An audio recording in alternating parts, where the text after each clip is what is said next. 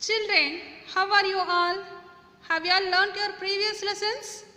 Today we are going to see about birds. Do you like birds? Yes, all we like. How do birds look, children?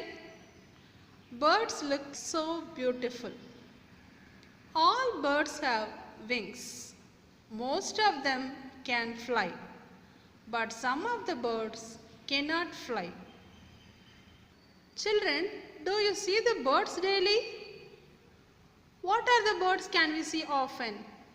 Yes, crow, myna, sparrow, dove, duck, parrot and so on.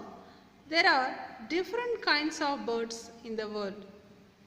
We can hear the birds chirping sound in the morning and evening. It gives us pleasure more and more.